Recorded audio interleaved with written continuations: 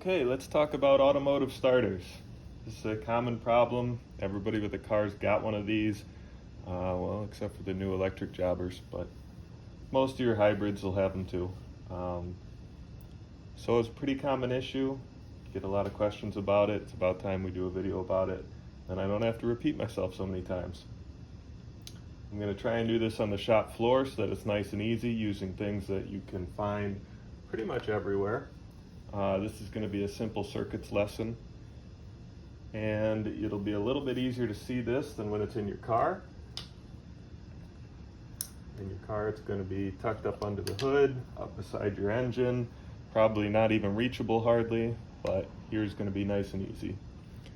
This is your automotive starter. It's pretty common, doesn't always look exactly like this, but it'll be pretty similar.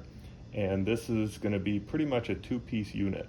So when we talk about these starters, we're going to talk about the the starter motor itself here, and then we're also going to talk about the solenoid, which is bolted to it.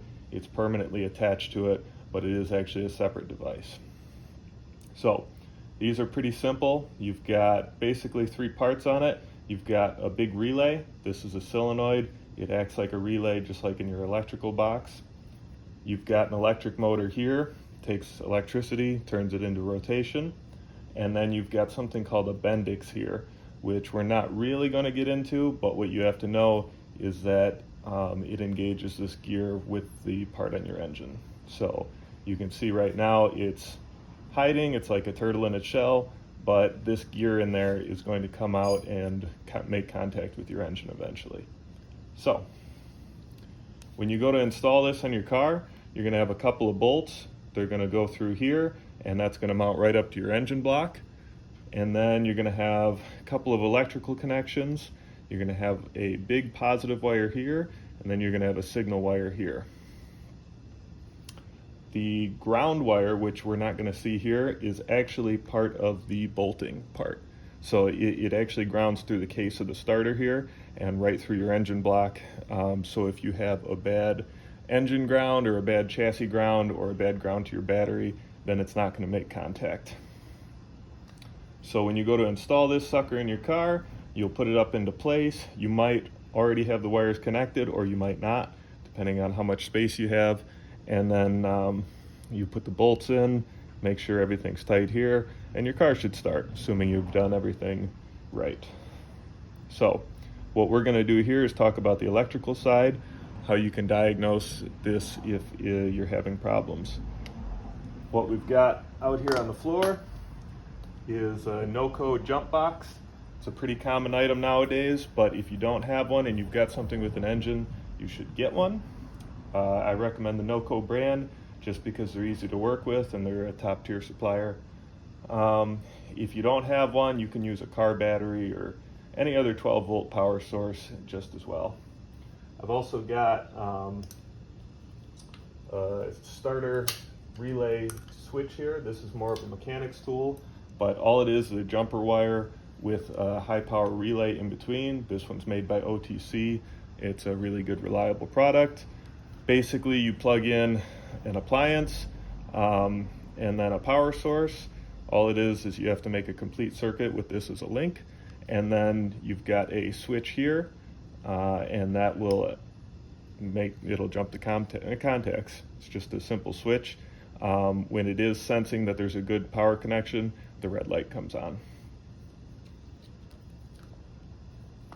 So, just like we talked about, we're going to take our starter, bolt it in the car. When I say bolted in the car, I'm actually just going to hold it to the floor with my hand, and then we're going to take our negative from our battery here and connect it to the case.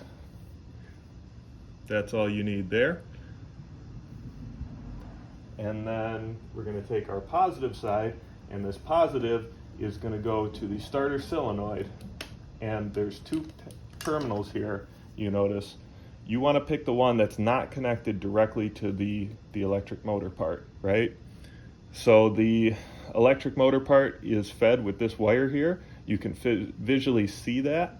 And so you know that you want to hook your constant power to the opposite side.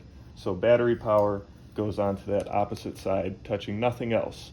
You can't have it touching the case here or anything else like that. So that's how that should be hooked up. And then you've got one more thing, and that's going to be the signal from your ignition switch. So in a car, you'll actually have, instead of a switch here, you'll have the key that you turn. When you turn the key, it's like flipping a switch, right?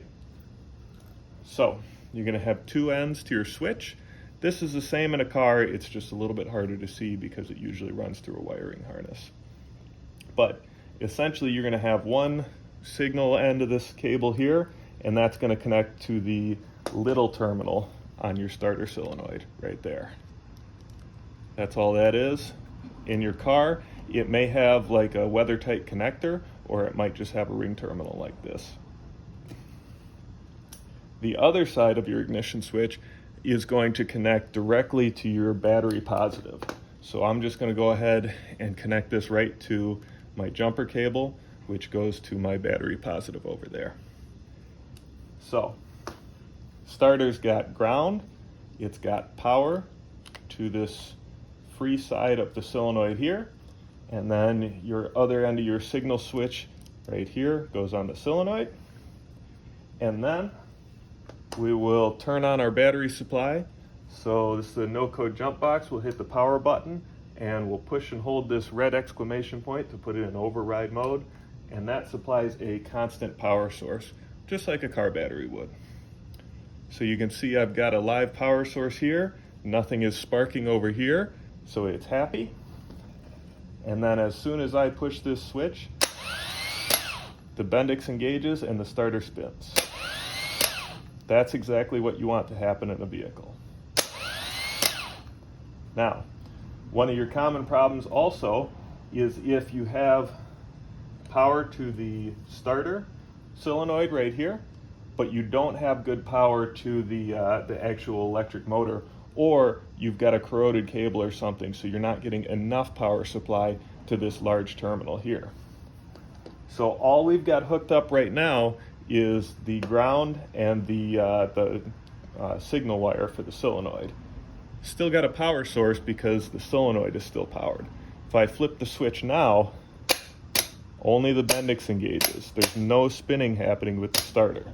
So if you turn the key on your car and you're only hearing that click, and this is a loud click, this isn't like just the relay in the fuse box or whatever, this is a loud mechanical click. You're only getting the Bendix to come out because you don't have a good power supply to your motor here. Or perhaps, depending on the failure, this motor could be seized up in here and it's only actuating the Bendix. That's less likely. It's more likely that you've got a power connection issue here.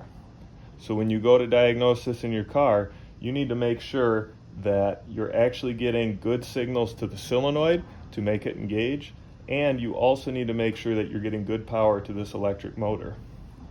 If you wanted to, you could jumper power directly to the electric motor and make sure. So now we're taking our battery positive and we're putting it directly to this unswitched side on the output of the solenoid.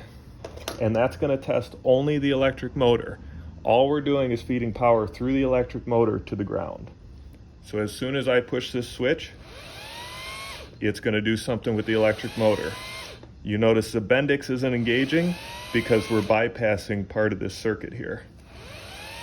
It's just spinning the electric motor part. So we know that the electric motor part of this starter is good.